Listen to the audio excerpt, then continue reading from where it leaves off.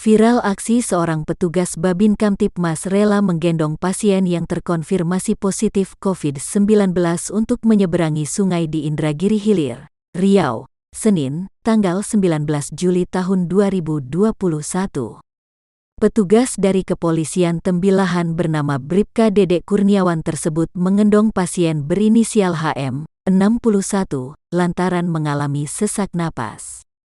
Bribka Dedek membawa HM ke RSUD Tembilahan untuk segera mendapatkan penanganan medis.